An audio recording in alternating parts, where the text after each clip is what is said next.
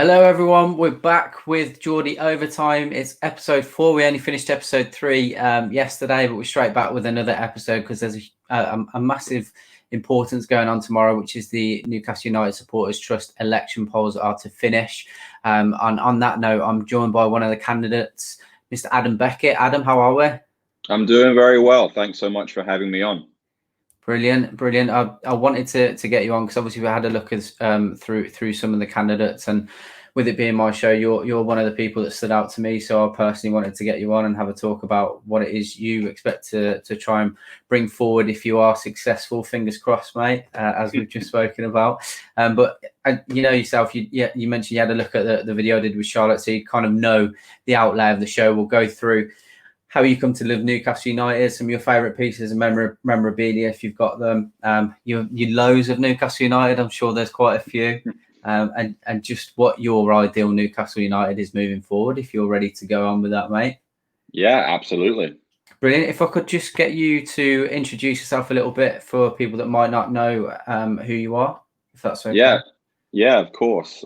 So my name is Adam Beckett.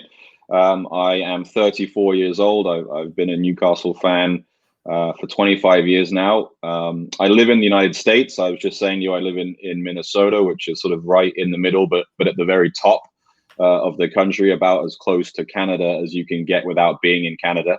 I grew up in London. I lived in sort of Berkshire and Oxfordshire growing up mostly. And then I moved over here when I was 18, actually originally to play football in university over here, and then met my beautiful wife and had 2 kids, and sort of the rest is history. So that's a little bit about me. So with regards to, you just mentioned there, Adam, I took a bit of interest in that because I should have done something myself when I was younger, but I didn't pursue it. Whether that was because I was good enough or just lazy, I don't know. You looked to pursue football over in the States. What college did you go? Did you go to college or? Yeah, I did. I went to an Indiana University school in Northeast Indiana originally. So that was back in 2004. Graduated in 2008. So that's a Division I school, which is the highest sort of rating for an athletic school or an athletic program over here. And actually, it just came from complete luck, to be honest with you. I hadn't planned myself to pursue football over here in the States. I wanted to play football back home. I'd been at a couple of academies or what used to be called centers of excellence when I was a kid. I remember that. Yeah, so I was at a couple of those, and I was going towards finishing my A levels. And I hadn't really made a plan for university yet. I had 1 or 2 opportunities to play football at quite a high schoolboy level. And then I was approached originally actually by a school in New York, right in New York City, if I wanted to come over and play football. And again, I knew nothing about how that worked or what that meant or what Division I versus Division II or III, really any of that kind of thing. And one thing led to another, and I actually came to Indiana instead of New York. I came over originally with a really good friend of mine. He was actually from Bolton, but we played on the same representative team together in the UK, and then we came over to Indiana together, and we had an absolute blast. I mean, it was great. He ended up being the best man in my wedding, and he actually now lives in Colorado. So we went separate ways after college, but we had such a good time, and honestly, we just came as a bit of a gap year experience. Yeah, we didn't have a plan to stay 4 years and graduate and study and that kind of thing. We just came for a bit of fun and to play football together, and continue to do that for as long as possible. I actually was a bit unfortunate in college. I had a really, really good first year. And then I had a serious leg break going into the beginning of my second year. And I had 2 surgeries within about 6 or 7 months of each other, and I barely played again, actually. So, as often with a lot of young footballers, my body sort of gave out on me eventually. But it was fun while it lasted, and I've had a blast living over here, of course. it sounds absolutely amazing. Something I do wish I followed through. Quite a few of my friends did exactly the same sort of thing. I was at college here doing a scholarship to then look to get one over in the US. Didn't pursue it, but then I smiled then. I shouldn't have smiled when you spoke about your broken leg. I actually did exactly the same. I broke my tib and fib as well, so I feel your pain. Yeah. I had to have one surgery, not two, so clearly wasn't as bad as yours, but I do feel your pain. I've never been able to play since, well, not to a decent standard anyway. Right. So yeah, a bit of common ground there. I mean, as I said, I've just clicked the wrong button. I'm sorry there. The one we'll start off with, Adam, is why do you support Newcastle United, mate? Yeah, it's funny. I've been asked this question so much over the last month. I've done a number of different interviews like this, a number of different shows, and I love answering this question because I've got, I think, a different story than most fans. Obviously, I'm not from the region myself. In fact, I didn't get up to Newcastle for the first time, I think until I was 13 or 14, maybe even 15 years old. But if you remember back in the good old days of the early 90s, Sabutio was a game that all young football fans played, and I absolutely loved it. And it comes with a red team and a blue team, or at least it used to, if it even exists anymore.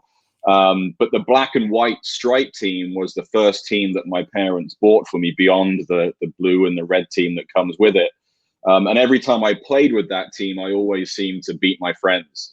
So, I sought out a professional team with black and white stripes, and fortunately or unfortunately, depending on how you look at it, Newcastle was the team I found, and that was probably in 94, maybe even 95. So, of course, it was an incredibly fortunate time to find Newcastle United, because within, 2 or 3 years, we were becoming the entertainers, and we had Kevin Keegan and buying players like Alan Shearer. But, my first sort of memories, if you will, of watching Newcastle was the era of Andy Cole, whose birthday I think it is today, actually. Yeah, happy birthday, Andy, if you ever watch this. Yeah, sure he's watching the show.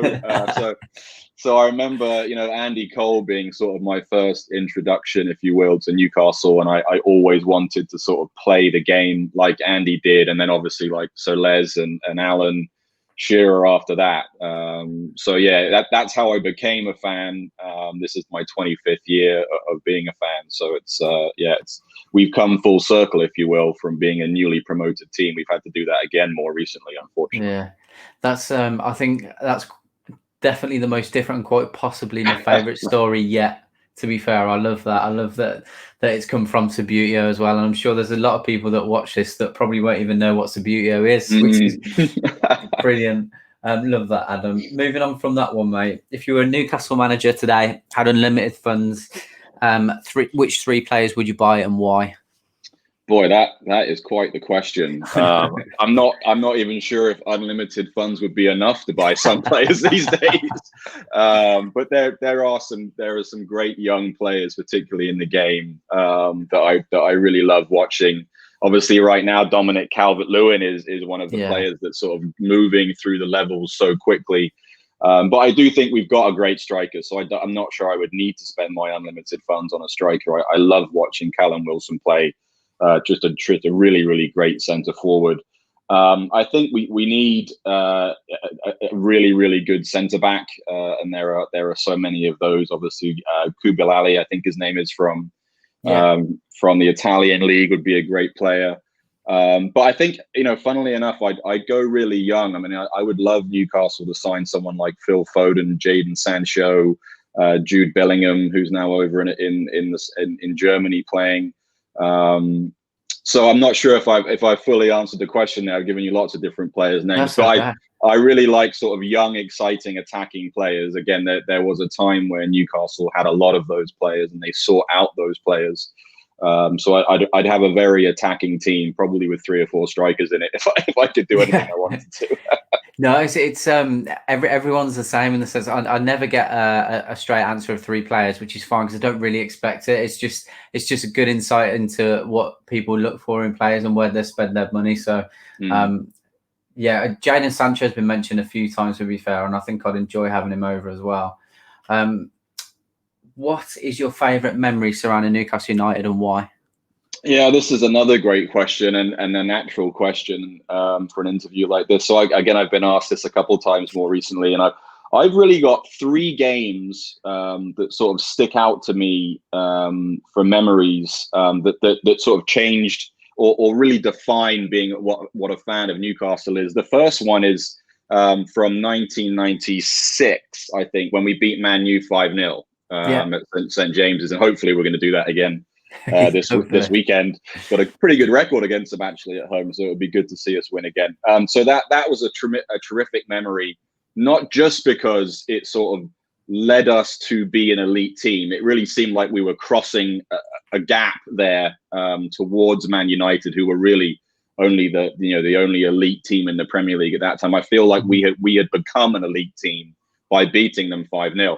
But more personally, because I was on a football tour to Jersey, which if you're from down south, lots of football tours go to Jersey because it's sort of the closest place you can be while actually having to cross the sea.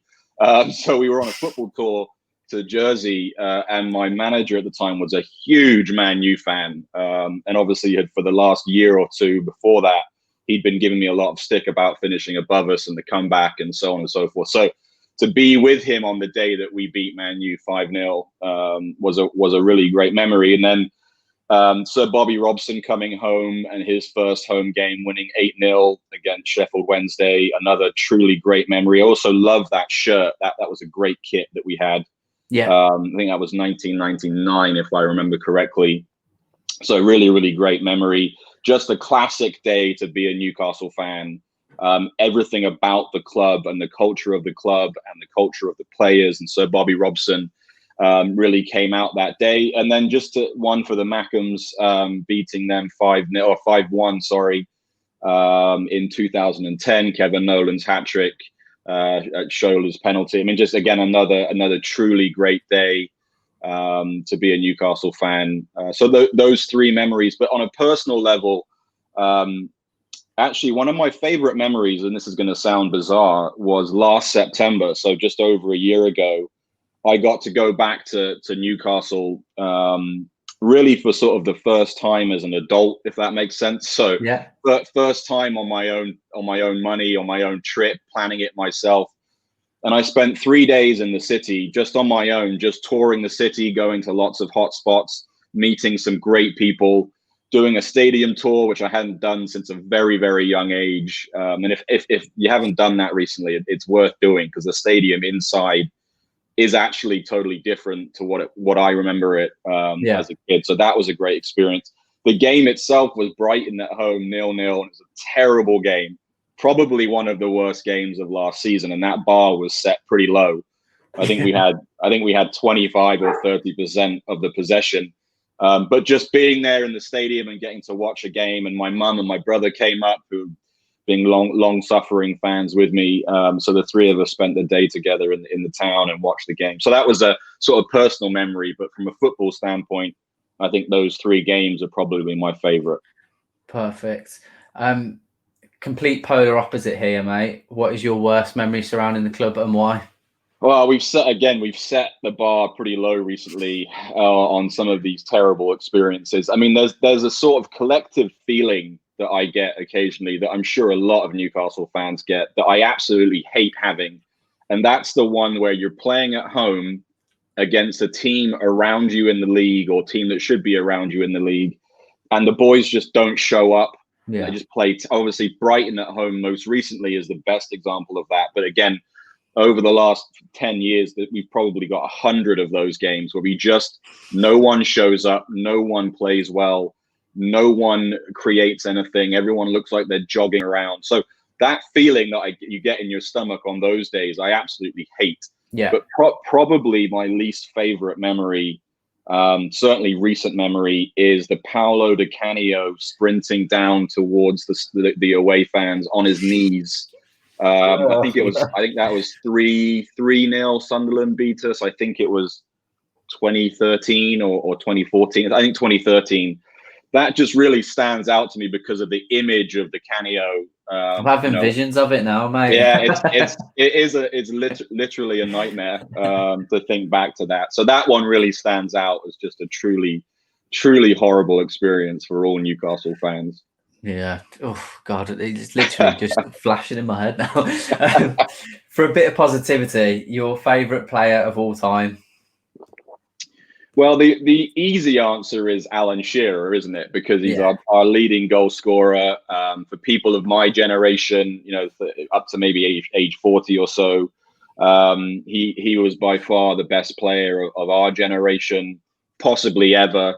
But there are other great players as well, players that I really loved watching play. Hatton Ben Arthur is a good example of that. Alan Saint-Maximin, obviously, currently is a great example of that. But I also really love the grafters and the grinders that we've had in the team. So people like Rob Lee, Peter Beardsley, Gary Speed is another tremendous example of players like that. And when I was a bit younger, I had a real sort of soft spot for Temuri Ketsbaia, because he just had this absolutely mental streak, which we all have deep down or not so deep in some cases. But I always loved Ketsbaia as well. I remember getting him on the back of my shirt when we had that black crest. So they put the crest on the back so you could see the white number. That was an interesting shirt, quite a good one actually. So yeah, I really had a soft spot for Ketsbaia as well. But I think I would say Alan Shearer, like probably 90% of the people you interview. Yeah, which is fair enough, because to be fair, I think what I've found, the majority of the people that I've interviewed so far are pretty much our age. So it's completely understandable, like you said, of that era. But I just want to touch on you talking about Ketsbaia having that mental streak. I was up there watching them train. Oh gosh, I can't remember what year. It would have been 96, maybe, something like that. And I just finished having pictures taken with Shearer and some players. Walked back, and Ketsbaia was late to training because he'd actually managed to lock his keys in his car, and he had to smash his own window to get his car keys. Honestly, if there was any chance that I could get him on here to talk to him about it, it'd be fantastic, because that's a great story. Just epitomised who he was. Do you know what I mean? That's great. Yeah. So, yeah, opposite to that one again, mate. Player you are happy is no longer with the club. Oh boy, that's a great question. There are a couple on the team right now that I'd really love to see the back of, costing us a lot of money, preventing us from signing other players. So that there's a lot that I'd get rid of in the current squad. Boy, who did I really not like? God, that's tough to say. We've had some really bad goalkeepers over the years. I can tell you that. That I'm not sad that we don't have anymore. And then just players that I felt so sorry for, like Stefan Givash, just a terrible signing after performing so well for France. John Dahl Thomason, another one. I always feel bad for these strikers that come to Newcastle and play so badly that they end up getting, shipped off within a year or two, particularly the ones that come over from Europe, because it's very hard to adjust to the Premier League. So yeah, there's certainly some strikers that I wasn't big fans of. Joe Linton's going to be hopefully not one of those players. Fingers crossed he comes good. So yeah, another really, really tough one. I've not given you a very good answer there. No, it's fine. But I think in general, it's the strikers that come over and don't perform that you have to sort of see the back of quite quickly. Do you think it's because because of the history we got with the likes of Shearer, Ferdinand, they just have that natural pressure from the fans? Yeah, Newcastle is such a historic club, and so much of our history is based around the great strikers we've had. All the way from Jackie Milburn, all the way up to today. So Newcastle's history as a football club is so centric around our strikers that really any striker that comes to us, I immediately want to succeed more than anybody else, and I always feel so sorry for them when they don't. And again, we've had so many examples of that, players that have come in either with very high expectations that haven't met them, or that were brought in as sort of an experiment to see if they'd adjust to the league. And obviously Joe Linton is the most recent example of that, which is why I was so happy when we signed Callum Wilson, because we just could not afford or cannot afford this season to experiment with people or wait for people to adjust to the Premier League. I mean, there's a very good chance that if Joe Linton played another 38 games as a centre forward, that he'd at least double his 2 goals from last season, and that would sort of be considered progress. But we might get relegated at the same time. So again, we just don't have the ability right now to experiment, which is why we did so well to get him. And I think actually that 20 million is going to end up being a huge bargain. I just, this guy that's about to sign for West Brom, Colin Grant, who's been a good championship forward, zero experience in the Premier League, and Callum Wilson's only cost 5 million more than that. I know he's a little bit older and so on, but when you look at sort of value for money and importance to the club right now, a centre forward who can score his chances is a massive one. And I think that the best thing about Callum Wilson is that when he scores, he celebrates like that was what he was supposed to do. Yeah. Right. So the goal against West Ham, the goal last weekend from the cross from Saint-Maximin, his celebration was in a style of, yeah, that's what I'm supposed to do. I'm supposed to tap it in from 3 yards out. That's what I'm here for. And I love that every interview he does, he always talks about how annoyed he is that he missed a header or he missed a chance. Like he should have had a hat trick, or he should have scored against Brighton from 7 yards out with a header. I love the fact that he knows what he's there to do, and he knows the standard that we're going to hold him to. I absolutely agree. His attitude, it's you've hit the nail on the head in terms of looking at the way he celebrates and attributing that to what he should be doing is bang on. And I think that's just a testament as to what kind of standards he holds himself to, which is exactly what we want in a striker, isn't it? Yeah, absolutely. Just before I do move on to the next question, I know you've mentioned about, because I'm interested, I know you've mentioned about not having time to experiment with players, which is absolutely understandable, and I agree. How do you think Joe Linton's fared on that left-hand side over the last few weeks?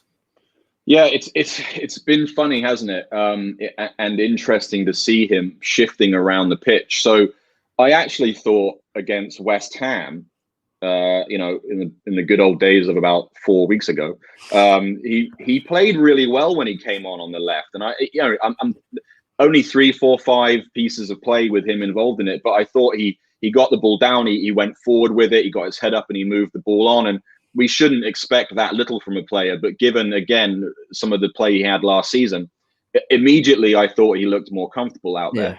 What I thought was really interesting against Burnley is that he sort of had a very fluid position, as did Saint-Maximin, which I thought worked really well. Oftentimes he was right up alongside Callum Wilson, then he'd drop in sort of behind Callum Wilson, and then towards the end of the game he shifted out left, and that allowed Saint-Maximin to then sort of come into the middle and play a bit like a number 10. And I think it's pretty clear from both his play, but also what he said in interviews, that Saint-Maximin likes playing a number 10. He likes having that sort of fluid position on the pitch where he can move from left to right and into the middle. So I think Joe Linton is best served in that similar role where you don't quite define it on the pitch. You just give him a list of priorities. Like when we're outside of possession, I need you to cover here or track this or get in behind that. When we're in possession, I need you to get up alongside Callum. I need you to work with him. I need you to feed off each other. And then when Saint-Maximin goes on these runs like he did for his goal, I need you to cover him out left or cover him out right. So I expect him to play against Man U. I expect the team to almost be exactly the same as it was, depending on the lads that have come back from the international break. And again, I expect to see him sort of in that fluid role, moving around from striker to number 10 to left wing, which I think suits him. Yeah, definitely. I agree. Back to these ones. Favourite manager? Sir Bobby Robson is my favourite manager. Obviously, honourable mentions to Kevin Keegan and Rafa Benitez. I think during my time as a Newcastle fan, the last 25 years, we've really had 3 great managers: Sir Bobby, Kevin Keegan, and Rafa. So, any one of those could be number 1. They've all had entirely different clubs to manage. I think that's an important factor when you sort of think about favourite manager, is what was the club trying to do at the time. Kevin Keegan's probably the only one who had an owner or a leadership team at the club that was trying to win the league at all costs possible. So that's a bit unique, right? His experience was different. Yeah. So Bobby managed a club that was in a bit of turmoil and it had a lot of young players that wanted to reach the very top of the game, but he also obviously had the older folks like Gary Speed and Alan Shearer and Rob Lee to help sort of tailor-make that dressing room a little bit. So again, very different club. And then Rafa is our only good manager that we've had under Mike Ashley. Again, totally different set of circumstances that he was managing through. Had he been brought in 5-6 games earlier, we probably wouldn't have got relegated. But we then probably wouldn't have rebuilt the squad the way Rafa wanted, right? So Yeah. the best time Rafa had as manager was that first full summer, when Ashley and Charnley gave him sort of the right to do whatever he wanted in some ways. So 3 great managers, 3 totally different clubs to manage at the time, but certainly those are my favorite. Brilliant. This one, favorite piece of Newcastle memorabilia? Oh boy, that's a tough question. I mean, I really love collecting sort of old Newcastle books and old Newcastle programs. So I've got a number of great programs. You can find them online. You've got to do a bit of research and so on to get good ones. And then there's a really good Twitter handle. I think it's just NUFC Memorabilia, actually, very, very simple. And it's a guy that will find shirts for you. So I've got a number of sort of classic shirts, or what would now be a retro shirt, even though it's only 20 years old in some cases. So I mentioned the shirt earlier that I loved from Sir Bobby Robson's time. I've got the shirt from my first year supporting the club, the old McEwen's lager, black and white stripe with a black collar. I've got that shirt. And a number of other ones. I actually don't buy the new shirts anymore. I tend to buy sort of the training gear and the sort of leisure wear, whatever you would like to call it.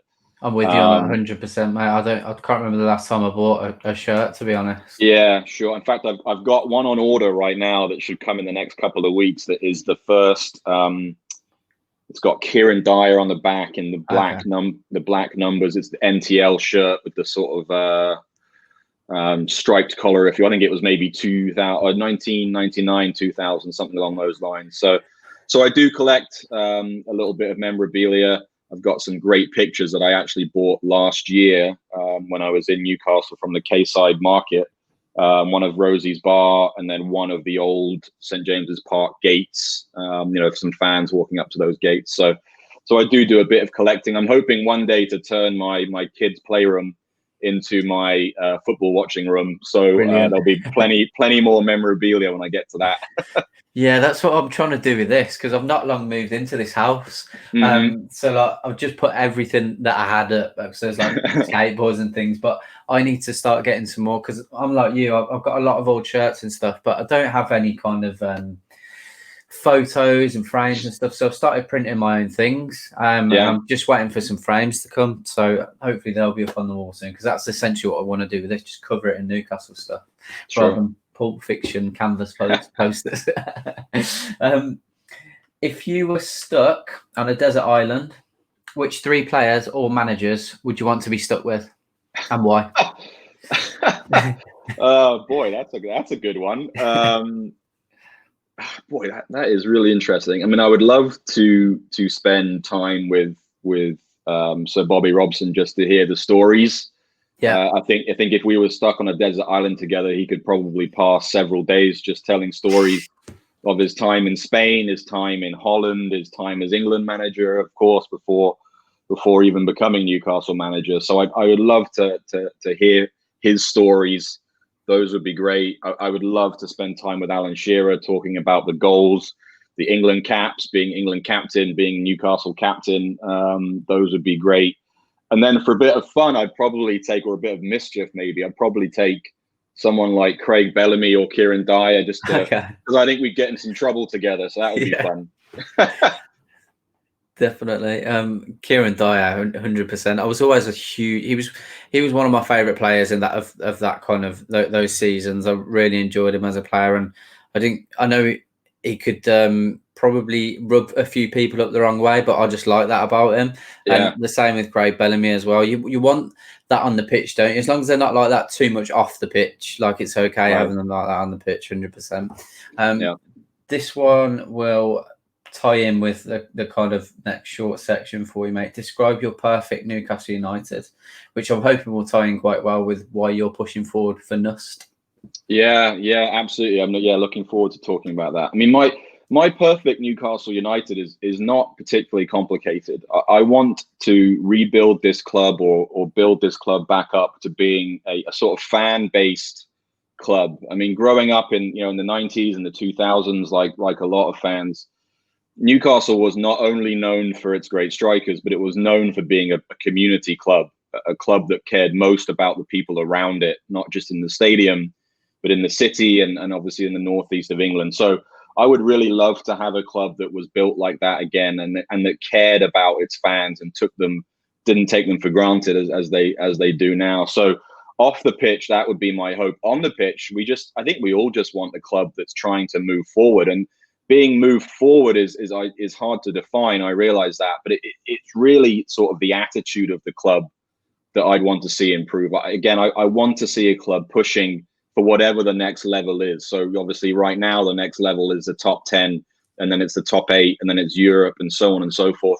I think the hardest thing for fans, not just of Newcastle, but really of every club, is just that sort of we're at a bit of a tipping point where money and greed is sort of breaking down the trust between clubs and their fans, and that makes it really, really difficult to be a sort of enthusiastic football fan right now. I know that 2020 is a year that's sort of unprecedented in so many ways, so we shouldn't only think about current times. But in short, I'd love a team to be moving forward. I'd love the club to be ambitious, but just as important, I really want Newcastle to start caring about their fans again. Yeah. Absolutely, it's hard to be on board with anything that goes on in the club when we're the only club that aren't doing anything about season tickets. That one's the mainstay for me at the moment. Like, it's ridiculous. Like, we're the only club with everything that's going on. Like, you didn't.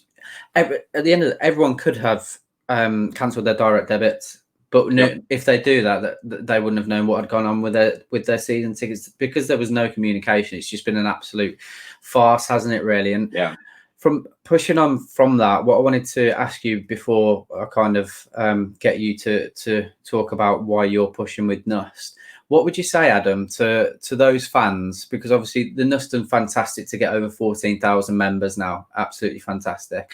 We have 52,000 seater stadium, and ideally we'd at least want 52,000 people signed up to that NUST, for me personally.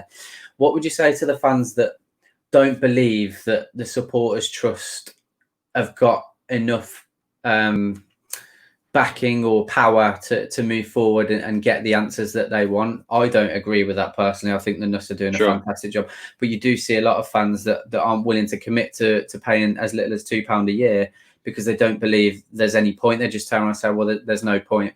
But I think we can both say, if it wasn't for NUST, for example, we wouldn't have even had the meeting with the Premier League, would we? At the end of the day, would I be right in saying that? Yeah, that's absolutely accurate, no doubt. So what would you say to those fans to kind of try and get them on board, the ones that aren't interested in signing up right now? Yeah, I mean, first and foremost, I totally understand the apathy towards the club. And remember, the trust is only going to be as strong as the club allows it to be. It's everything the trust is trying to do in collaboration with the club is a two-way street, right? So we have to have parties at both ends of that conversation that want to see positive action taken. So the trust is in a unique position where it's recognized by the Premier League. It is the official supporters club of Newcastle United. And the Premier League does require its clubs to do certain things in collaboration with the trust. Now, you could argue that Newcastle will only ever do the bare minimum with the current ownership, and that might well be true. But in reality, when the trust only had a few thousand members, it was much, much easier for not only the club, but also the media in many ways to dismiss the efforts of the trust as part of a small minority.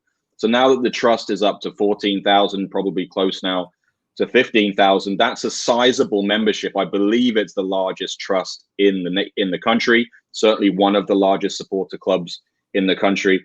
And that bears different fruit, right? It means that the media pays more attention, but so does the club. So I know there have been some positive conversations with the club over the last few years.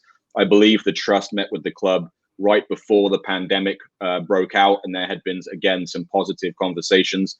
I realize that conversations and actions are totally different things, but I do think that the trust is best placed to hold the club accountable where it can.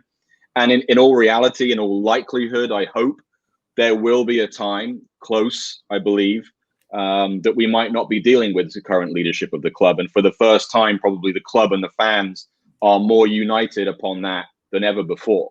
So that, there is a very good chance that in the next 2 or 3 years, or maybe 4 years, that while the trust is continuing to grow, we may well have different leadership that we're working with. To talk about sort of people that don't want to join the trust or don't feel the need or the belief in the trust, I would just say participation is a great part of democracy, right? I'm not going to say that if you don't vote, you don't get to shout and scream, because everyone gets to do that, right? Yeah. We live in a free country, so everyone gets to shout and scream as much as they want. But I do believe that the trust is uniquely positioned to give supporters the opportunity to communicate with their clubs, but also to amplify their voices. I mean, there's no doubt that the trust requires participation. There's no good in having 14 or 15,000 members if only 20, 30% of those people ever respond to the polls, ever respond to the feedback requests, or obviously vote in the election. In 2019, only about 30% of trust members voted. I'm hoping we see a much larger number this year. I'd love to see over 50%, because again, it just helps the board set its agenda and set its priorities, knowing that more than half of its members voted on the board. Now, I do believe also, and they won't mind me saying this, but I do believe that the trust also needs to sort of entice that participation. They need to offer fans as many different avenues as possible to give feedback to the trust, but also to help the trust set their agenda and set their priorities for each year, or even on a quarterly basis. I think the trust needs to lay out what it wants to do or what it hopes to achieve, and that will hopefully encourage participation. So yeah, we all want to see a bigger, more representative trust. Newcastle is a sort of international club. There's no doubt about that. That's part of the reason why I'm running, even though I'm in America. I know there are other fans running from other countries as well, which is fantastic. I think it's obvious to me that the trust does need international representation on it. So whether that's me or somebody else, I totally support that. But again, for me, it just comes back to that participation. I want to see as many Newcastle fans' voices amplified as possible, and that's certainly the trust's responsibility. Absolutely, it's like you said. It's going to be a lot easier to get our voices across, or a point across, on an amplified level if you've got 52,000 people doing it rather than 14,000, but also keeping whoever it is involved actually active. Because one thing, I might be wrong in saying this, because I've only been part of the trust for the last 12 to 18 months, I think.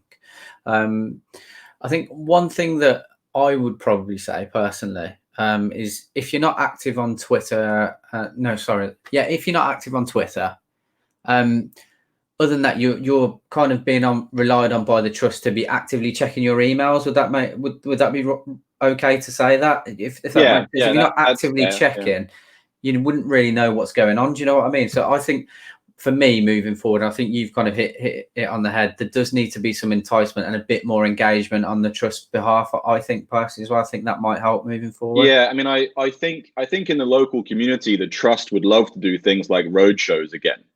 Which was a big part of their plans when sort of Alex took the trust on, and they've done them in the past. Certainly, in previous versions of the trust, I know road shows and local events were a big part of their recruitment, but also a big part of their sort of feedback gathering. Obviously, 2020, it's just not going to be possible to really hold those events. But if I am elected to the board, a big priority for me will be increasing participation, and I think there's really nothing off the table. In my opinion, when it comes to ideas around that, and certainly road shows and live events will be a great way to do that. But you're right, they do need to entice participation in more ways than just using social media and via email. So there are lots of other options as well. You've got to go to where people are. Yeah, I agree. I agree 100%. So like I said, even me, who I am really active on social media a lot, I've only got around to voting over the last couple of days because I haven't been actively checking my emails and looking at these sorts of things. You know what I mean? So, yeah, obviously that's partly down to me, but it hasn't been in my face as much as I expected it to. If that makes sense. Yeah, I mean, people are busy, right? They may read an email while they're at the supermarket and then forget they even read the email. So, a simple example of that would be a reminder email or something along those lines, other than just social media updates and things like that. Bear with me a second, mate.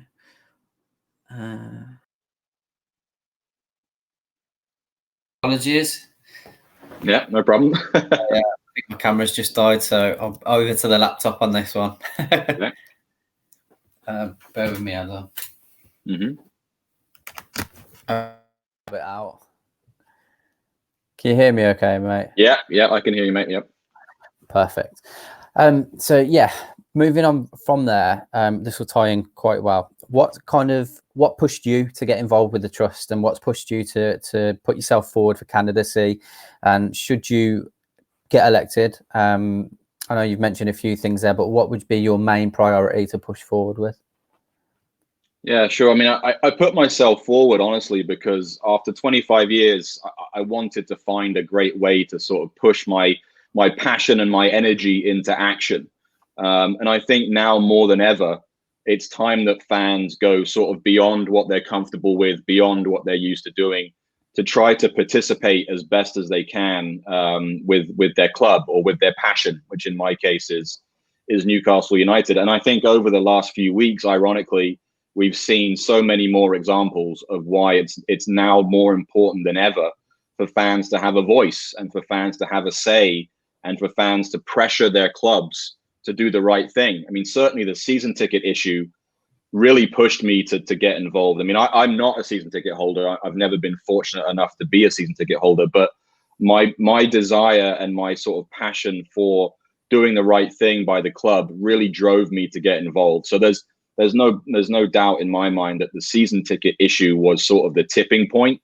But just this overall feeling that fans need to do the best they can to take their energy and their frustration in many cases and sort of put it to good works. And that's what I'm hoping to do. And that's what really sort of drove me to run, to join the board. Brilliant. Finally, Adam, where can people find you on social media? And is there anything you want to say to push people for those last few votes before the election finishes? Yeah. I mean, obviously we're running short on time before the election closes. So I'm very, very thankful for all of the support that I've had already. I mean, I think the big thing to know about me is that I'm passionate and I'm driven to help rebuild Newcastle to be a better club for everybody, whether you're a fan from 2 streets down from St. James's Park or whether you're a fan from Minnesota in the United States. You should have the same voice when it comes to the direction of your club. And I really believe that that's important. So that's one thing to know about me. In terms of what I would like to do if I join the board, first and foremost, it's re-engage with the club, right? So what the trust is there to do is to try and amplify fans' voices and build a better Newcastle through cooperation with the club. So understanding that might be difficult with the current leadership, there's no reason why we shouldn't keep trying and obviously hope that we get better connections and hope that there's new leadership at some point down the road. And I also want to see the trust grow. I think it's more important now than ever that we continue to grow membership because our voice gets louder with every member that joins. So that's just a quick sort of interlude about why I'd like to join the board. A little bit more about me, obviously. In terms of social media, I don't do Facebook anymore, but I am on Twitter at Adam Beckett 09. So please, feel free to reach out, connect if you do have any questions before you vote. If you see this in time, I'm happy to take those questions. But again, I just really appreciate being on. There are some wonderful candidates. Please don't take it for granted how lucky we are to have 11 people running. I mean, there's only 5 spots open, but really all 11 are tremendous candidates, and they will all do good things for the board if they're elected. I absolutely agree. And I implore everyone who are already members, because if you're not a member now, you have missed the boat, unfortunately, in voting. But if you are already a member and you haven't voted, please go and check everything out. And there's on the trust, the Supporters Trust website, there is a full breakdown of why everyone's voting and a full introduction as to all the candidates as well. So you can still make your own decisions. Obviously, we've had Adam and Charlotte on. No, there's no bias from me. So I'm not going to say who I voted for, but yeah, please go ahead and get your votes in before the end of tomorrow evening. Adam, thank you so much for coming on, mate. I really appreciate it. I've thoroughly enjoyed it. It's been a really good laugh. Yeah, it's been great. Thanks so much. And you guys do such good work at Newcastle Fans TV. So thanks for all your efforts. No, I appreciate that very much, mate. Thank you everyone for tuning in. If you haven't already, please like, share and subscribe. And again, make sure you go and check out the Supporters Trust before the election finishes tomorrow evening. We'll be back with episode 5 in around a week. I won't announce who the guest is yet because we're still working on that. Thanks for your time again. Take it easy. Have a good weekend. Bye-bye.